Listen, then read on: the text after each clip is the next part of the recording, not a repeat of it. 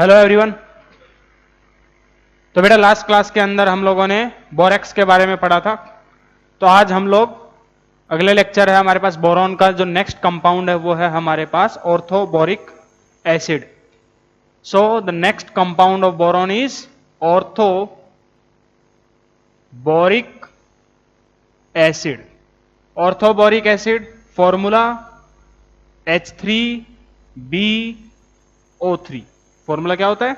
H3BO3। हम लोगों ने केमिकल बॉन्डिंग में भी देखा है इस फॉर्मूले को, बराबर है। सबसे पहले स्ट्रक्चर बनाते हैं। इसका स्ट्रक्चर क्या होता है? तो देखो, बोरॉन यहां पर कौन है? सेंट्रल एटम OH OH और ये OH, ठीक है। बोरॉन का अगर हाइब्रिडाइजेशन की बात करोगे यहां पर इसकी स्ट्रक्चर में, तो इसके लॉन पेयर एक भी नहीं है, 3 bond pair sp2 hybridisation, bond angle 120 degree का, हाँ है ना।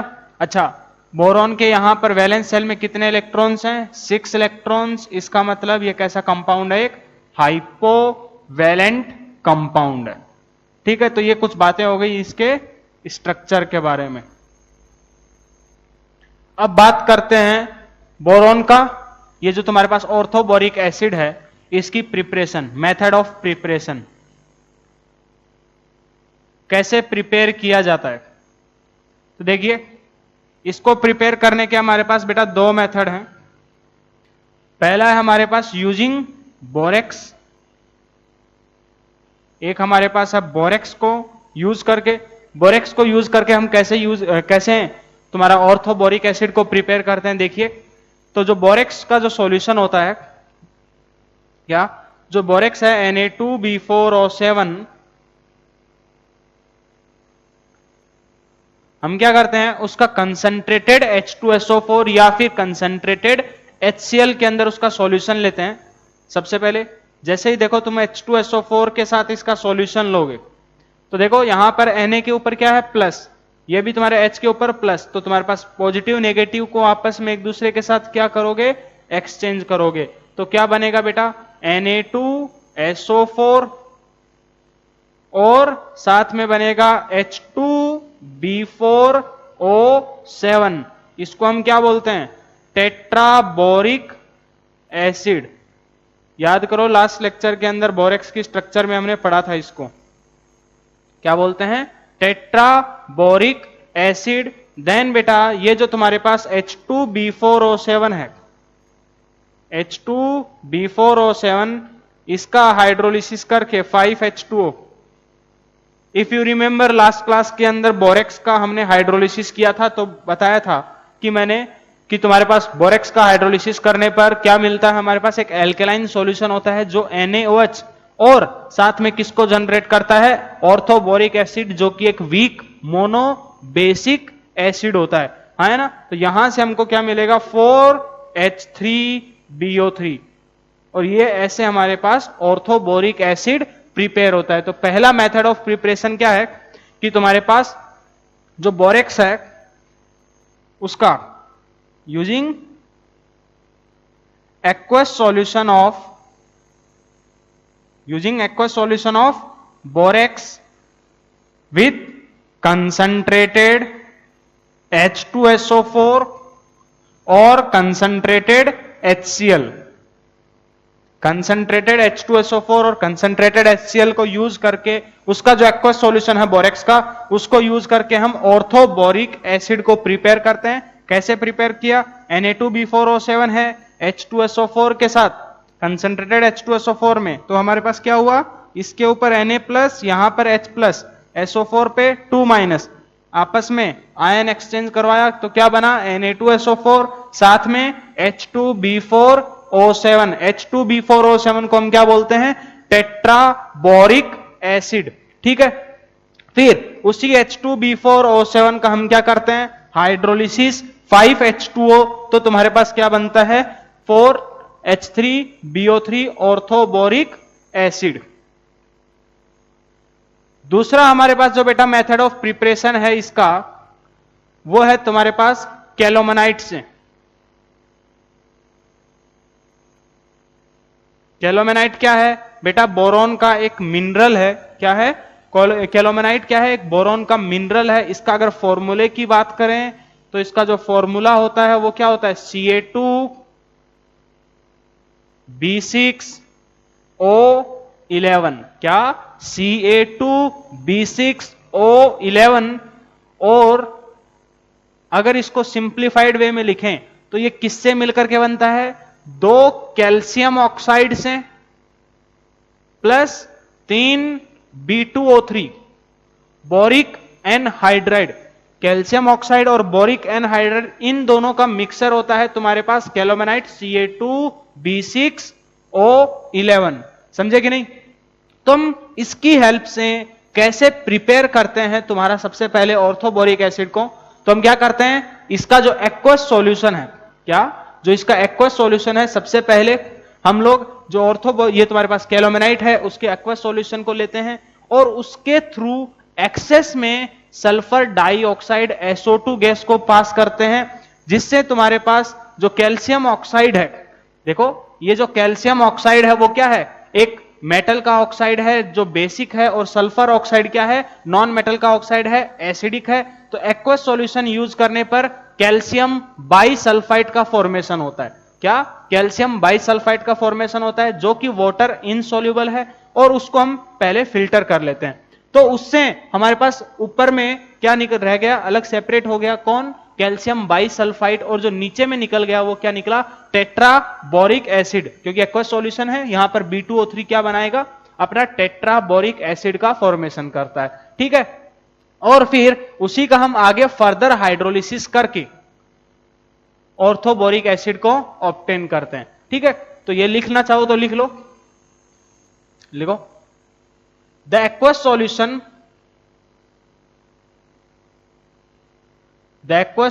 Of colemanite is passed through excess of sulphur dioxide, excess of SO2 के थ्रू हम लोग क्या करते हैं, इसको पास करते हैं। और जो कैल्यूमेनाइट होता है वो भी कैसा कैल्यूमेनाइट होता है, पाउडर्ड, तुम्हारे पाउडर फॉर्म में, कैसा, द पाउडर्ड फॉर्म जो कैल्यूमेनाइट होता है उसको हम क्या करते हैं, तुम्हारे पास सबसे पहले SO2 के सॉल्यूशन के थ्रू हम लोग पास करते हैं। ठीक है, और फिर उसको हम लोग जब फिल्टर करते हैं और कूल करने के ऊपर जो हमको फिल्ट्रेट मिलता है वो किसका मिलता है, ऑर्थोबोरिक एसिड का फिल्ट्रेट देखने को मिलता है। ठीक है, तो the aqueous solution of powdered colemanite is passed through excess of SO2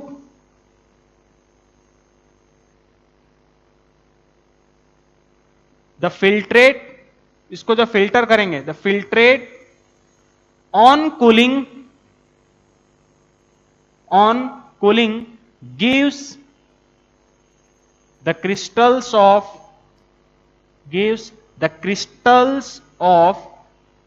boric acid H3BO3। देखिए कैसे रिएक्शन क्या लिखोगे इसका, तुम्हारे पास जो कैल्यूमेनाइट है वो कौन है, Ca2B6O11, तुम्हारे SO2 के साथ पास करोगे, साथ में H2O। ठीक है, तो तुम्हारा क्या बनेगा, calcium bisulphide CaHSO3 whole twice, साथ में क्या बनेगा बेटा, तुम्हारे पास H3BO3 का फॉर्मेशन होगा। देखिए रिएक्शन को बैलेंस करना चाहो तो कैसे बैलेंस करोगे, कैल्शियम कितने इधर में 2, तो यहां पर कैल्शियम कितने हो गए 2 लगा दिया मैंने, तो अब रिएक्ट प्रोडक्ट साइड में सल्फर कितने हैं बेटा 2 2 जा 4, यहां पर ये लो 4 कर दिया। बोरोन इधर में कितने हैं बेटा 6, तो H3BO3 कितने 6 H3BO3। ठीक है, अब बचा कौन, ऑक्सीजन या फिर हाइड्रोजन को बैलेंस करते हैं, काम करते हैं हाइड्रोजन को बैलेंस करते हैं। हाइड्रोजन देखें तो प्रोडक्ट साइड के अंदर अभी हाइड्रोजन कितने हैं 2 2 जा 4 4 और तुम्हारे पास 18 18 और 4 कितने हो गए 22, मतलब यहां पर कितने H2O 11 H2O। ठीक है, तो ये तुम्हारे पास कैल्यूमेनाइट का बैलेंस्ड रिएक्शन हो गया। तो कैसे हम लोग ऑर्थोबोरिक एसिड को प्रिपेयर करते हैं, आई होप समझ गए होगे। तो देखिए इसका अगर छोटा सा अगर मैकेनिज्म की बात करें समझने के लिए है बस। क्या कि तो हमने अभी बोला कि कैल्यूमेनाइट को किससे किससे मिलकर के बना, कैल्शियम ऑक्साइड और तुम्हारा B2O3 बराबर है। तो यहां पर जो कैल्यूमेनाइट है उस वो क्या करता है, SO2 के साथ और तुम्हारे 2H2O के साथ, SO2 और H2O के साथ मिलकर के सबसे पहले देखो, क्योंकि ये क्या है, ये तुम्हारे पास एक ये मेटल का ऑक्साइड है, बेसिक है, नॉन मेटल का oxide acidic, acid base reaction होगी, सोल्ट बनेगा। सोल्ट क्या बना, CaHSO3 होल ट्वाइस, समझे कि नहीं। तो ये क्या बना, CaH कैल्शियम बाई सल्फाइड बराबर है। यहां पे ये लो 2 लगा दिया मैंने। अब यहां पर 11H2O था, ये बाकी के जो 9H2O हैं वो कैसे यूज होते हैं, यहां पर जो तुम्हारे पास 3 B2O3 है, हर एक B2O3 तुम्हारे पास 3 H2O मॉलिक्यूल्स लेकर के किसका फॉर्मेशन करता है, H3BO3, 6H3BO3 का फॉर्मेशन होता है। ठीक है, तो ये था हमारे पास ऑर्थोबोरिक एसिड की प्रिपरेशन। तो 2 मेथड से हम लोग ऑर्थोबोरिक एसिड को प्रिपेयर करते हैं। एक पहला मेथड कौन सा है, तुम्हारे पास जो बोरेक्स का जो एक्वस सॉल्यूशन होता है विद कंसंट्रेटेड H2SO4 या फिर HCl के साथ, उसमें क्या होता है, तो जो तुम्हारे पास बोरेक्स है Na2B4O7, उसका हम पहले कंसंट्रेटेड H2SO4 के साथ रिएक्शन करवाया, उससे क्या बना Na2SO4 और साथ में टेट्राबोरिक एसिड H2B4O7। फिर उसी H2B4O7 का हमने क्या कर दिया बेटा, हाइड्रोलिसिस, और हाइड्रोलिसिस करने पर हमको क्या ऑब्टेन हुआ, ऑर्थोबोरिक एसिड। ठीक है, फिर दूसरा जो मेथड है वो है कैल्यूमेनाइट से। फॉर्मूला ध्यान में रखना जरूरी है। ठीक है, ये तुम्हारे पास जो कैल्यूमेनाइट होता है उसकी कंपोजिशन कौन कौन से हैं, बस ये थोड़ा ध्यान में रखना है। ठीक है, चलिए अब हम बात करते हैं बेटा प्रॉपर्टीज ऑफ, फटाफट इसको नोट करो जल्दी से।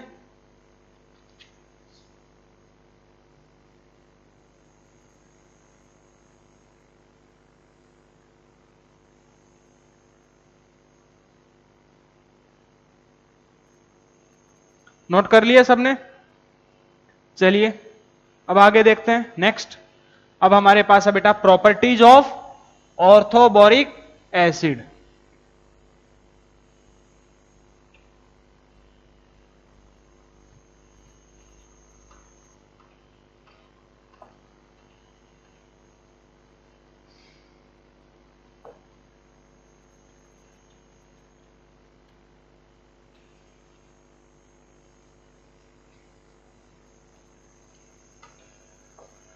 देखिए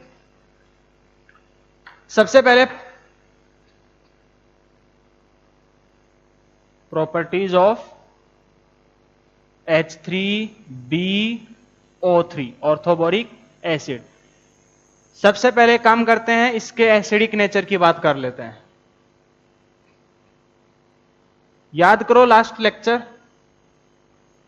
जहां पर मैंने बोरेक्स की, जब बोरेक्स का हम लोगों ने प्रिपरेशन और उसकी जब हाइड्रोलिसिस पढ़ा था, तब उस वक्त भी मैंने बताया था कि जो ऑर्थोबोरिक एसिड होता है, क्या जो ऑर्थोबोरिक एसिड होता है वो कैसा एसिड होता है, एक वीक मोनो बेसिक एसिड होता है। कैसे, देखो इसका जो एक्वस सॉल्यूशन होता है H3BO3, इसका जो एक्वस सॉल्यूशन है, तो बोरोन के पास क्या होता है बेटा, एक वैकेंट ऑर्बिटल, और H2O के अंदर ऑक्सीजन के पास क्या है, लॉन पेयर ऑफ इलेक्ट्रॉन। तो ऑक्सीजन से अपना lawn pair of electron OH minus को एक्सेप्ट करके क्या करता है, ये BOH होल 4 माइनस का फॉर्मेशन करता है, साथ में H प्लस रिलीज करता है। और ये जो H प्लस रिलीज करता है, ये जो H प्लस आता है वो कहां से आता है, वाटर से। प्रीवियस लेक्चर में हम लोग ये डिस्कस कर चुके हैं। ठीक है, तो तुम्हारे पास जो, इसीलिए हम लोग इसको क्या बोलते हैं, एक वीक मोनो बेसिक एसिड बोलते हैं। बोरॉन के पास, अच्छा ये लॉन पेयर ऑफ इलेक्ट्रॉन को एक्सेप्ट करता है, इसलिए हम इसको क्या बोलते हैं, लेविस एसिड बोलते हैं, अरेनियस एसिड नहीं बोलते। ये भी हम पहले डिफरेंशिएट कर चुके हैं कि ऑर्थोबोरिक एसिड एक लेविस एसिड होता है, जबकि अरेनियस एसिड नहीं होता। यहां पर जब ध्यान से देखोगे तो H प्लस रिलीज हो रहा है, बराबर है। तो यहां पर जो H प्लस आता है वो भी किससे आता है, वाटर से आता है, इस चीज को ध्यान में रखना। तो सबसे पहले इसके एसिडिक नेचर की बात करें तो वो क्या है, it is a weak monobasic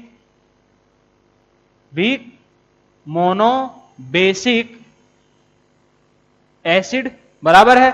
और इसका जो देखो पहले इसका ऑक्टेट में कितने इलेक्ट्रॉन्स थे, 6 इलेक्ट्रॉन्स। अभी एक OH माइनस एक्सेप्ट करने के बाद इसके पास इलेक्ट्रॉन्स कितने हो गए बेटा, 8 इलेक्ट्रॉन्स। तो ये जो तुम्हारे पास है ऑर्थोबोरिक एसिड, ये तुम्हारे H2O से lone pair of electrons accept करने के बाद अपना ऑक्टेट कंप्लीट करता है। तो ये भी लिख लो, it is a weak monobasic acid and it completes its octet by accepting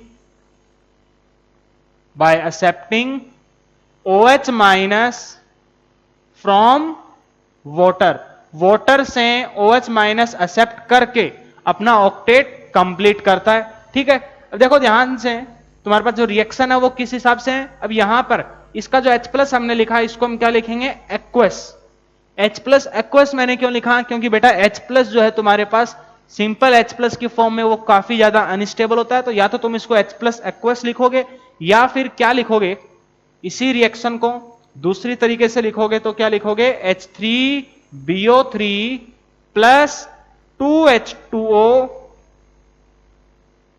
converting into BOH4 minus plus H3O positive. ठीक है, या तो इसको ऐसे लिखो या फिर इसको ऐसे लिखो, सिंपल H प्लस नहीं लिखेंगे। H प्लस एक्वस इसका मतलब क्या है कि जो H प्लस का जो तुम्हारे पास आयन है उसको H प्लस एक्वस लिखने का मतलब है कि तुम्हारे पास जो H प्लस का आयन है उसको चारों तरफ से वाटर मॉलिक्यूल्स ने सराउंड कर रखा है। समझ में आएगा नहीं, या फिर उसको क्या लिखोगे, सिंपल H3O पॉजिटिव। इसका जो बेटा पीके वैल्यू होता है वो होता है अराउंड 9.25। ध्यान में नहीं रखना है, एनसीईआरटी में दिया हुआ था इसलिए बस लिखवा रहे हैं। ठीक है, तो ये था तुम्हारे पास इसका पहला प्रॉपर्टी जो एसिडिक नेचर से रिलेटेड। तो एसिडिक नेचर से रिलेटेड में क्या है कि तुम्हारे पास एक वीक मोनोबेसिक एसिड है और ये अपना ऑक्टेट कैसे कंप्लीट करता है, वाटर से लॉन पेयर ऑफ इलेक्ट्रॉन्स को एक्सेप्ट करके, बराबर है।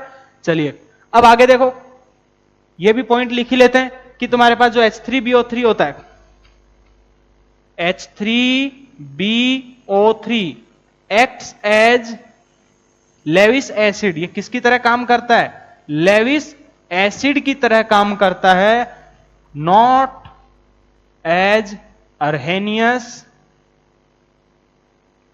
एसिड। ये अर्हेनियस एसिड नहीं होता, ये सिंपल एक लेविस एसिड होता है।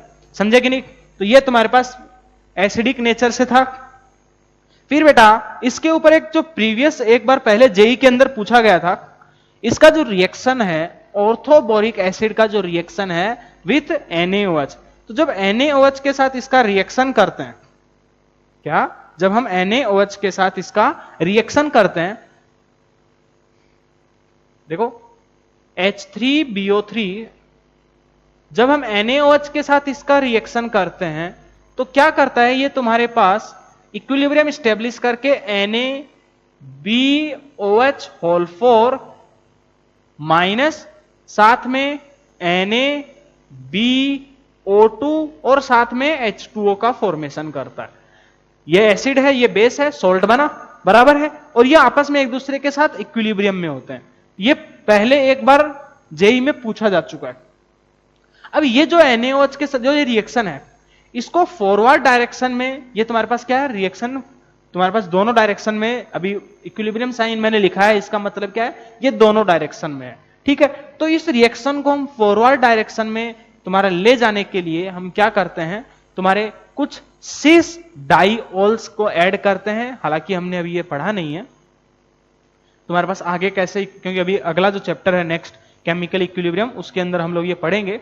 तो तुम्हारे पास ये अभी पॉइंट लिख लो, to move this reaction in forward direction, to move this reaction in forward direction cis diol are added. क्या करते हैं, सिस डाइऑल को हम ऐड करते हैं। जैसे कि एग्जांपल देखें तो बेटा कैचेकोल, कैचेकोल ये तुम्हारे पास हो गया, या फिर ग्लाइसरोल, ये सब क्या है, सिस डाइऑल है। कैचेकोल का स्ट्रक्चर देखोगे तो वो कैसा होता है, बेंजीन, और ये तुम्हारे पास OH और ये OH, ये होता है कैचेकोल।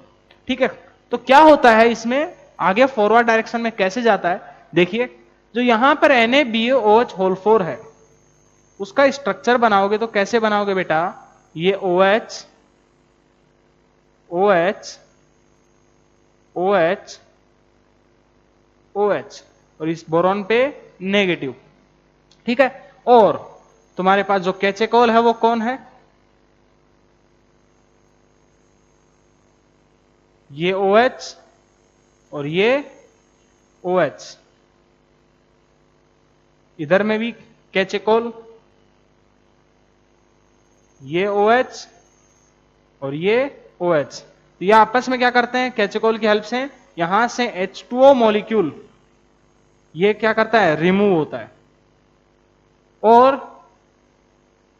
ये ली चैटलियर प्रिंसिपल के हिसाब से होता है, अभी हम लोग अगले चैप्टर में पढ़ेंगे। ली चैटलियर के हिसाब से क्या है कि तुम्हारे पास ये जो इसका अमाउंट धीरे धीरे क्या होगा, खत्म होगा, जिससे ये रिएक्शन जो है वो क्या होगा, फॉरवर्ड डायरेक्शन में शिफ्ट होता जाएगा। और इससे क्या बनाते हैं, ये बोरॉन O, ये बोरॉन, ये इधर में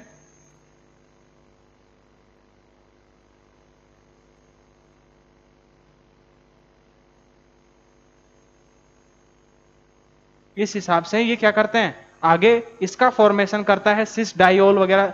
मैंने एक कैचेकोल का एग्जांपल लिया उसके थ्रू बताया। तो होता क्या है, ये आर तुम्हारे पास किसकी वजह से, ये according to Le Chatelier, next chemical equilibrium में हम पढ़ेंगे ली चैटलियर प्रिंसिपल के अकॉर्डिंग। क्या कि तुम्हारे पास Na ये जो BOH है इसके साथ ये रिएक्ट करके इसका अमाउंट को खत्म करते हैं, और इसके अमाउंट को खत्म करेंगे तो जो रिएक्शन है वो इक्विलिब्रियम स्टेब्लिश करने के लिए तुरंत आगे की डायरेक्शन में शिफ्ट होगा। समझ में आएगा नहीं, बस ये था, अभी थोड़ा सा एक झलक दिया है मैंने उसका। ठीक है, तो ये था तुम्हारे पास पहला इसका जो प्रॉपर्टी है एसिडिक नेचर का। अब क्योंकि ये तुम्हारे पास एक वीक एसिड होता है, क्या ये तुम्हारे पास एक वीक एसिड होता है, तो इसका हम लोग जब टाइट्रेशन करते हैं, क्या क्योंकि अब ये एक वीक एसिड है, तो हम जब इसका टाइट्रेशन करते हैं तो हमको एक सेटिस्फैक्ट्री एंड पॉइंट देखने को नहीं मिलता। समझ में आएगा नहीं, चलिए तो ये भी पॉइंट लिखना चाहो तो लिख सकते हो, हालांकि मैं इसको फिर से लिखवाऊंगा आयनिक इक्विलिब्रियम के अंदर। तो ये भी एक पॉइंट किधर लिखोगे, यहां पे लिख लीजिए।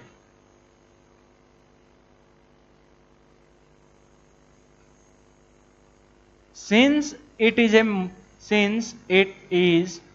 a weak acid, it cannot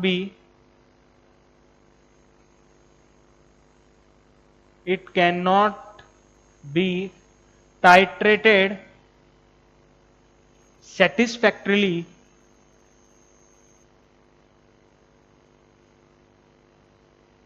with NaOH, as no sharp point is observed। जब हम इसका टाइट्रेशन करते हैं NaOH के साथ तो तुम्हारे पास ये जो है तुम्हारे पास बड़े हमको सेटिस्फैक्टरीली इसका टाइट्रेशन नहीं देखने को मिलता है। क्यों? क्योंकि ये तुम्हारे पास शार्प जो शार्प पॉइंट होता है टाइट्रेशन के ऊपर वो हमको नहीं देता। ठीक है, ये था हमारे पास इसका पहला जो प्रॉपर्टी होता है फिजिकल प्रॉपर्टीज, उसका बात हो गया। वो कौन सा है? Acidic nature. तो एसिडिक नेचर में तुमको ध्यान में क्या रखना है? सिंपल कुछ बेसिक चीजें ध्यान में रखनी है। वो बेसिक चीजें क्या है?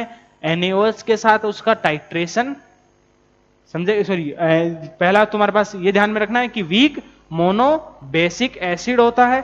ठीक है, और ये जो वीक मोनो बेसिक एसिड है ये तुम्हारे पास यहां पर ये जो तुम्हारा H प्लस रिलीज करता है वो H2O से रिलीज करता है और एक हाइपोवैलेंट कंपाउंड होता है। बस ये बेसिक इंफॉर्मेशन इसका पता होना चाहिए। और एक लेविस एसिड होता है, अरेनियस एसिड नहीं होता। ठीक है, ये इसका पहला पॉइंट तुमको ध्यान में होना चाहिए प्रॉपर्टीज के अंदर। दूसरा प्रॉपर्टी हम बात करते हैं बेटा इसका हीटिंग इफेक्ट। तो एक काम करो, फटाफट 10 सेकेंड है, फटाफट लिखो।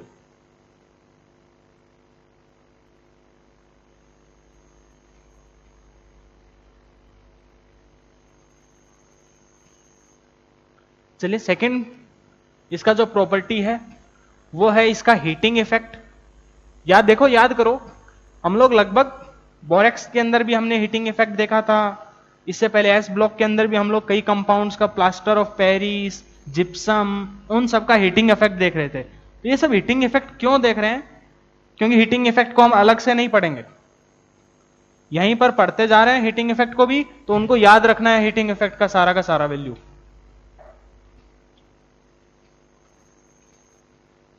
देखिए,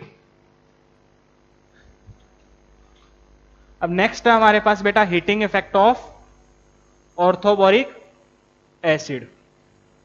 अगला हमारे पास हीटिंग इफेक्ट काफी ज्यादा इंपॉर्टेंट है। ठीक है, तो सबसे पहले क्या करते हैं, जब हम H3BO3 को, H3BO3 का जो फॉर्मूला होता है उसका क्या बोलते हैं, नाम क्या होता है उसका, ऑर्थोबोरिक एसिड। क्या होता है, ऑर्थोबोरिक एसिड।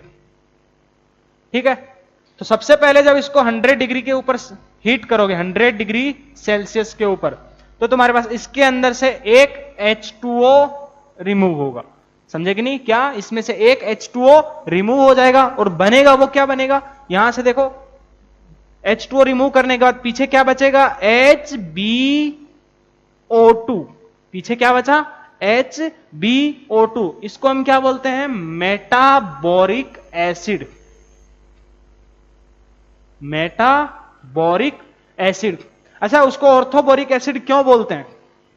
आई थिंक थोड़ा बहुत अगर पहले का याद हो तो देखो, बताया था कि ऑर्थो जो वर्ड है वो केवल दो के आगे आता है, एक ऑर्थो फॉस्फोरिक एसिड के आगे और एक ऑर्थो बोरिक एसिड। ये दो ही हैं जिनके आगे ऑर्थो वर्ड आता है, इसके अलावा किसी के आगे ऑर्थो नहीं आता। क्यों? देखो, अगर एक H2O, एक मोल H2O किसी में से निकलने के बाद अगर उसके पास फिर भी हाइड्रोजन बचा है, तभी हम लोग ऑर्थो वर्ड का यूज करते हैं, और उसके बाद जो बनता है उसको हम बोलते हैं मेटाबोरिक। उसको उसके आगे वर्ड हम यूज करते हैं मेटा। ठीक है, जैसे देखो H3BO3 से H3BO3 से जैसे ही H2O निकालोगे तो क्या बन गया, HbO2। ऐसे ही ऑर्थोफॉस्फोरिक एसिड H3PO4, उसमें से H2O निकालो तो क्या बचा, HPO3। यहां पर भी देखो हाइड्रोजन बच रहा है, तो इसलिए हमने यहां पे इसको यूज क्या नाम यूज करते हैं इसके लिए, ऑर्थोफॉस्फोरिक एसिड। इसके लिए ऑर्थोबोरिक एसिड। H2O निकालने के बाद H बचा हुआ है, उसके लिए हमने क्या यूज किया, मेटाबोरिक एसिड। इसको हम क्या बोलेंगे, मेटाफॉस्फोरिक एसिड। समझे कि नहीं? ये हम लोग पी ब्लॉक की जो 15th ग्रुप है उसके अंदर पढ़ेंगे।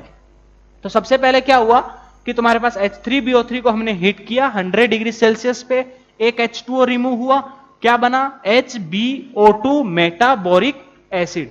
फिर इस मेटाबोरिक एसिड को जब हम हीट करेंगे 160 डिग्री सेल्सियस के ऊपर, 4 मोल HbO2 को क्या 160 डिग्री सेल्सियस के ऊपर जब हम इसको हीट करेंगे तो फिर से इसमें से एक H2O मॉलिक्यूल रिमूव होगा, और एक H2O मॉलिक्यूल जैसे ही रिमूव होगा तो पीछे में क्या बचेगा बेटा, देखो 4 हाइड्रोजन थे, 2 हाइड्रोजन रिमूव हो गए, तो पीछे कितने हाइड्रोजन बचे, H2। बोरॉन कितने, 4, B4। फिर ऑक्सीजन कितने, 4 2 8, 8 में से एक ऑक्सीजन निकल गया, तो H4B2O7। इसका नाम टेट्राबोरिक एसिड। फिर से आ गया टेट्राबोरिक एसिड, आज की क्लास में भी आया था और पहले भी आ चुका है। फिर ये जो टेट्राबोरिक एसिड है H2B4O7 बराबर है। फिर हम इसका जब रेड हॉट पे क्या करेंगे, जब हम इसको रेड हॉट मतलब बहुत ज्यादा हाई टेम्परेचर पे जब इसको हम हीट करते हैं, हीटिंग इफेक्ट पड़ रहे हैं, उसको हीट ही करना है रेगुलरली टेम्परेचर इंक्रीज करके। तो सबसे पहले कम टेम्परेचर पे, फिर और ज्यादा टेम्परेचर, फिर और ज्यादा हाई टेम्परेचर पे। तो जैसे इसको रेड हॉट कंडीशंस पे हीट करोगे तो क्या होगा, इसमें से जितने भी ये H2O मॉलिक्यूल्स हैं वो सारे के सारे क्या हो जाएंगे, रिमूव हो जाएंगे। और क्या बनेगा हमारे पास, B2O3 प्लस H2O।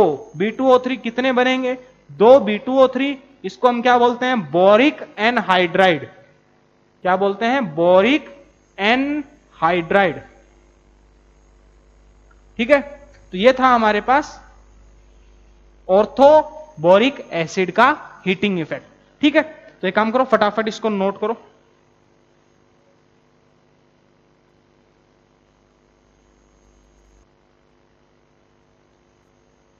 लिख लिया सबने? चलिए अब आगे देखते हैं। तो ये हम लोगों ने सेकंड प्रॉपर्टी पढ़ा, क्या, heating effect of orthoboric acid. तो बेटा हीटिंग इफेक्ट काफी ज्यादा इंपॉर्टेंट है, थोड़ा ध्यान में रखना जरूरी है। एक एक के जो मैं जितने भी हीटिंग इफेक्ट करवा रहा हूं, इनको अलग से लिख करके बार बार इनको लिख करके याद करना। ठीक है, तो तभी तुमको याद हो पाएंगे, वरना क्या है कि तुम लोग बहुत हड़बड़ा जाओगे इनऑर्गेनिक से, फिर तुम लोग मोह माया से तुम दूर हो जाओगे इनऑर्गेनिक के। और अगर इनऑर्गेनिक के ये सबसे मोह माया से अगर दूर हुए तो काफी दिक्कत हो जाएगी।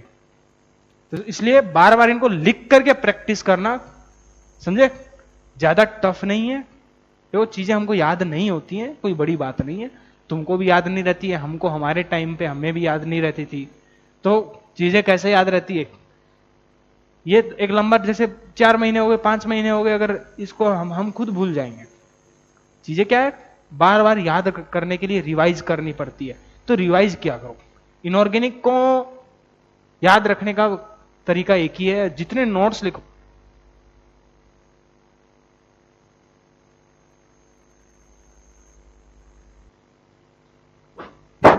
आवाज आ रहा है?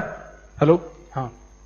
तो क्या बोल रहे थे कि इनको जितना लिख लिख करके याद करोगे उतना बढ़िया रहेगा तुम्हारे लिए, वरना इनऑर्गेनिक टफ हो जाएगा।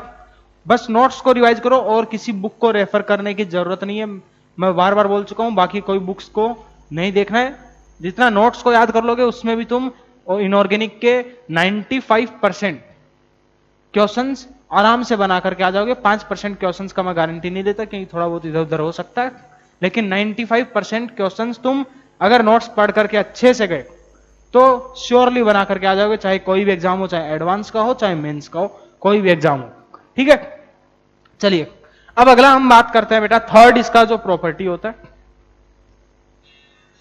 ऑर्थो जो बोरिक एसिड है, orthoboric acid is greasy in touch. वो क्या होता है, orthoboric acid is greasy in touch. क्या होता है वो, तुम्हारे पास ऐसे ग्रीस नहीं होता है, बिल्कुल वैसे ही तुम्हारे पास टच करने पर वैसा फील होता है ऑर्थोबोरिक एसिड। और it is less soluble, in cold water. Cold water के अंदर क्या होता है, लेस सॉल्युबल होता है। रीजन क्या है, तुम्हारे पास ड्यू टू हाइड्रोजन बॉन्डिंग। तुम्हारे पास कोल्ड वाटर, तुम्हारे पास हाइड्रोजन बॉन्ड का स्ट्रेंथ क्या होगा, ज्यादा देखने को मिलेगा। हाइड्रोजन बॉन्ड का स्ट्रेंथ ज्यादा, तो तुम्हारे पास उसका जो सॉल्युबिलिटी है, आपस में तुम्हारे पास जो ऑर्थोबोरिक के जो मॉलिक्यूल्स हैं उनके बीच में हाइड्रोजन बॉन्डिंग का स्ट्रेंथ ज्यादा होगा। समझे कि नहीं? तो तुम्हारे पास it is less soluble in water and more soluble in hot water. और क्या होता है, तुम्हारे पास मोर सॉल्युबल होता है किसके अंदर, तुम्हारे हॉट वाटर में। ठीक है, इसका रीजन क्या होता है ऐसा कि जो ऑर्थोबोरिक जो एसिड होता है उसके जो 2 मॉलिक्यूल्स होते हैं, जो उनकी यूनिट्स होती हैं, वो किससे बॉन्डेड होती हैं, हाइड्रोजन बॉन्डिंग से तुम्हारे पास आपस में एक दूसरे से अटैच्ड होती हैं, जिसकी वजह से जो ऑर्थोबोरिक एसिड होता है वो तुम्हारा 2 डायमेंशनल तुम्हारे पास सीट्स की फॉर्म में एग्जिस्ट करता है। टू डायमेंशनल नेटवर्क की फॉर्म में एग्जिस्ट करता है। तो याद करो हाइड्रोजन बॉन्डिंग जब हमने पढ़ा था तो उस वक्त भी हमने ऑर्थोबोरिक एसिड के क्वेश्चंस देखे थे। असर्शन रीजनिंग के जो क्वेश्चंस थे उसके अंदर अगर तुमको याद है तो उस वक्त भी मैंने बताया था कि तुम्हारे पास जो ऑर्थोबोरिक एसिड होता है वो क्या होता है कि तुम्हारे पास उसका जो स्ट्रक्चर होता है हाइड्रोजन बॉन्डिंग की वजह से वो 2 डायमेंशनल सीट टाइप का स्ट्रक्चर होता है। अगर अपने इनऑर्गेनिक के केमिकल बॉन्डिंग के नोट्स खोलकर देखोगे बुकलेट के तो तुमको देखने को मिलेगा, उस वक्त भी बताया था। तो ये भी लिख लो कि H3BO3 units are held together by hydrogen bonding। बराबर है किससे? Hydrogen bonding and shows and exist in 2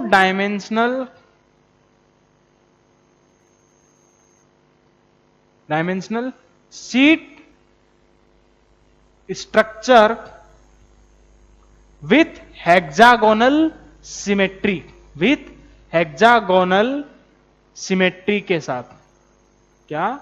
hexagonal symmetry के साथ तुमको तुम्हारे जो आपस में जो ऑर्थोबोरिक एसिड के जो यूनिट्स होती हैं वो हाइड्रोजन बॉन्डिंग से तुम्हारे पास अटैच्ड होती हैं।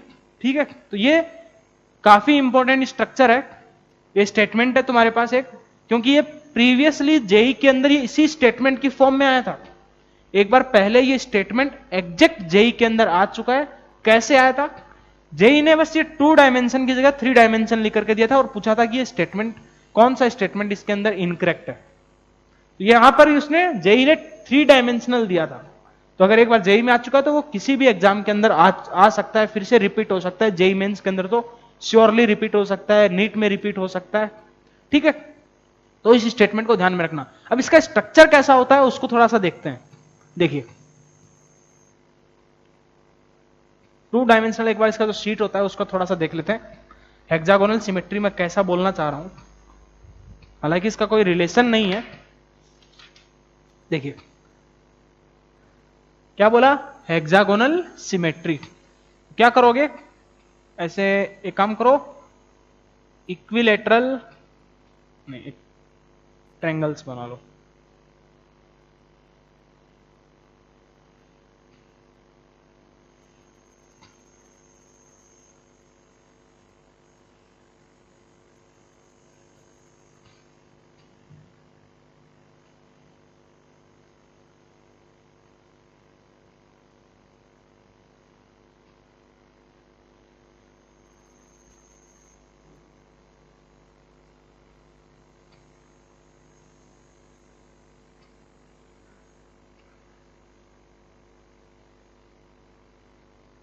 देखो मैं सब एक लेवल पे बना रहा हूं क्योंकि मैं दिखाना चाह रहा हूं ये जो हेक्सागोनल सिमेट्री है इसी चीज को।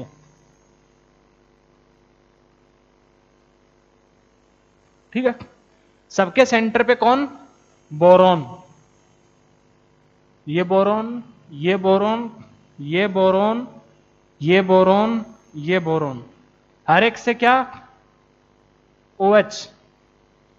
यहां पर ये O, हर एक पे क्या? OH OH। सबसे पहले क्या किया मैंने? सबके यहां पर ऑक्सीजन ऑक्सीजन को बनाया। ठीक है, फिर हर एक ऑक्सीजन के साथ कौन है? हाइड्रोजन है। तो अगर ये हाइड्रोजन को मैंने, देखो यहां पर अगर मैंने सॉलिड लाइन से दिखाया तो ये क्या है? यहां पर इसके पास भी हाइड्रोजन है, तो ये हाइड्रोजन ऐसे दूसरी लेयर के अंदर। ठीक है, और ये तुम्हारे पास हाइड्रोजन इसके साथ क्या करेगा? ऐसे हाइड्रोजन बॉन्डिंग शो करेगा। ठीक है, फिर ये डैश ये मैंने वेज से दिखाया। अब क्या करोगे? ये लो, स्ट्रक्चर बनाना थोड़ा सा इसका टफ होगा, हो सकता है शुरू में कई लोगों को टफ बने। ठीक है, हर एक 2 ऑक्सीजन के बीच में एक हाइड्रोजन, हर 2 ऑक्सीजन के बीच में यहां पर एक एक हाइड्रोजन चिपका दो। ऑक्सीजन, ये ऑक्सीजन। ठीक है। फिर ये तुम्हारे पास यहां पर ये डैश है, तो ये वाला हाइड्रोजन वेज पे हो गया। फिर ये तुम्हारे पास ये हाइड्रोजन इसके साथ इधर में, तो ब्लू से मैं क्यों लिख रहा हूं, हाँ ब्लू से मैं हाइड्रोजन बॉन्डिंग दिखाऊंगा। फिर इसका तो यहां पर ये इधर हाइड्रोजन, फिर इसका हाइड्रोजन इधर में,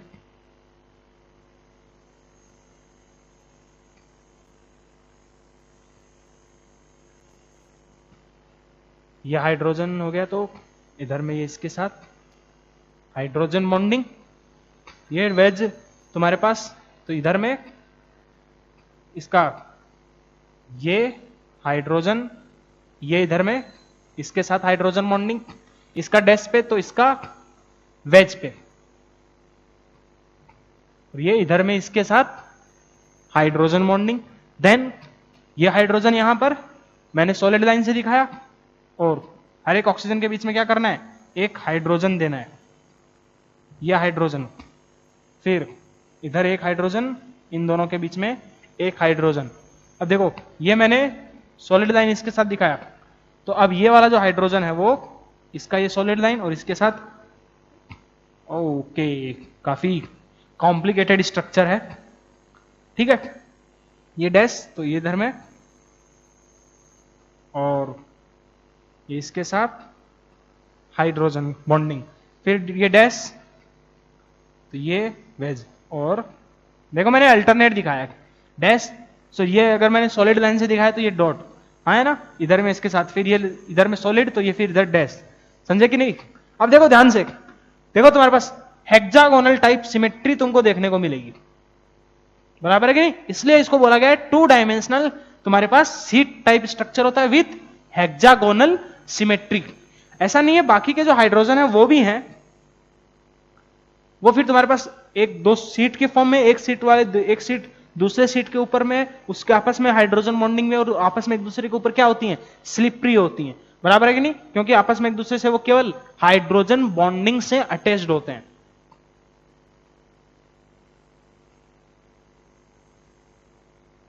ऐसे आगे भी और तुम्हारे पास लंबी सीट्स के फॉर्म में रहेंगे, तो बस मैंने एक बेसिक दिखाया, ऐसा नहीं है कि देखो इसके यहां पर ये इसका हाइड्रोजन इधर में, फिर इसका हाइड्रोजन ऐसे ऊपर में, इसका हाइड्रोजन हो गया, फिर इसका हाइड्रोजन ऐसे इधर, फिर इसका हाइड्रोजन यहां पर हो गया, ठीक है। तो ऐसे कुछ तुमको लगातार सीट टाइप स्ट्रक्चर्स देखने को मिलेगी, ठीक है। तो ये था ऑर्थोबोरिक एसिड का 2 डायमेंशनल सीट स्ट्रक्चर। कई लोग हो सकता है कई लोगों को तो हवा ही नहीं लगाओ, तो एक बार देखो थोड़ा सा बता देता हूं कैसे स्ट्रक्चर को बनाओगे।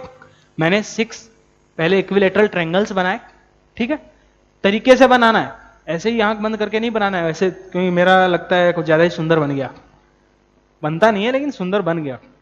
देखिए क्या करना है, हाइड्रोजन इसका अगर तुम सॉलिड लाइन से दिखाओगे तो इसका अगला डैश, अल्टरनेट बनाने की कोशिश करना, इसका सॉलिड तो इसका डैश, इसका डैश, इसका सॉलिड। देखो मैंने सारे अल्टरनेट बनाए हैं, ठीक है। तो ये स्ट्रक्चर को फटाफट ड्रॉ करो, पॉज करके ड्रॉ करो, वरना बहुत टाइम लगेगा तुम लोगों को।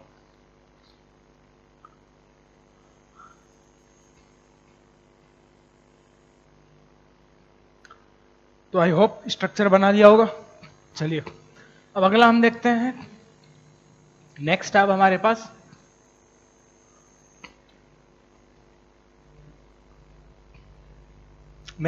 पास test of borate radical, test of borate radical. ये सॉल्ट एनालिसिस में काम आने वाला है।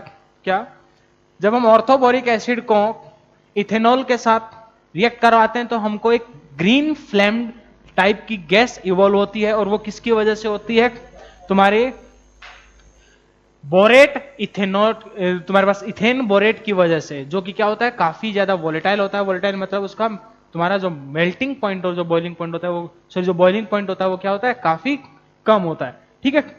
तो ये लिख लो कि when orthoboric acid is heated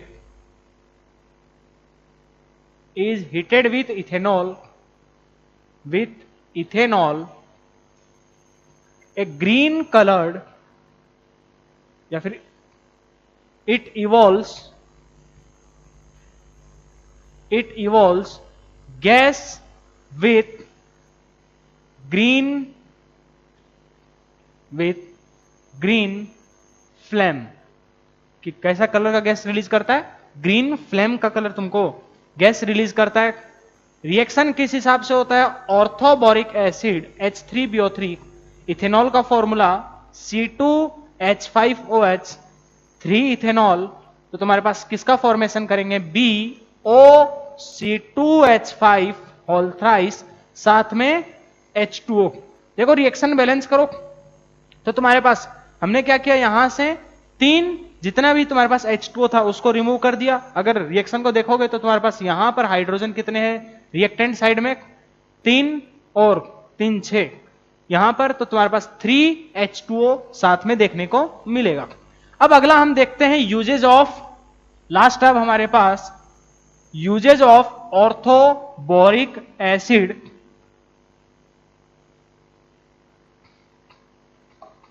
तो सबसे पहले तो नेक्स्ट लिखो अब इसके यूजेज। सबसे पहला यूज है तुम्हारे पास, it is used as an antiseptic. It is used as an antiseptic, used as an antiseptic. और जो तुम्हारे आई वॉशेज होते हैं, जो हम लोग आई वॉश करने के लिए भी हम लोग ऑर्थोबोरिक एसिड को यूज करते हैं। तो इसी को आगे कंटिन्यू करना चाहो तो लिख सकते हो, it is also used as eye washer. ठीक है, तो सबसे पहला तुम्हारे पास ये यूज हो गया। देन तुम्हारे पास बेटा जो ग्लास इनेमोल होते हैं, तुम्हारे पास जो पोट्री इंडस्ट्रीज होती हैं, उनके अंदर चमकाने के लिए भी हम लोग, जो कई बार देखा होगा कि घरों में हम लोग यूज करते हैं, कई बार जो पुराने जो क्या बोलते हैं उनको, खिड़कियां होती हैं लोहे की, तो उनको चमक रखने के लिए हम लोग ऊपर से उनका एक लेयरिंग करते हैं। वो जो लेयरिंग करते हैं वो किसका होता है? ऑर्थोबोरिक एसिड का। ठीक है, तो तुम्हारे पास नेक्स्ट यूज लिख लो, इट इज ऑल्सो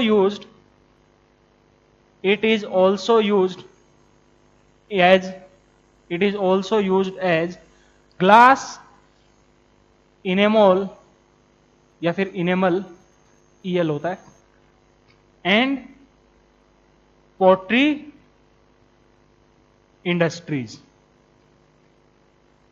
ज्यादा ध्यान में रखने की जरूरत नहीं है यूजेस को, लेकिन फिर भी बस थोड़ा ध्यान में हो तो अच्छी बात है, एक दो बार रिवाइज करोगे तो। ठीक है, तो ये था हमारे पास बोरेक्स ऑर्थोबोरिक एसिड के बारे में। तो यहां आज के लिए हम लोग यहीं तक पढ़ते हैं।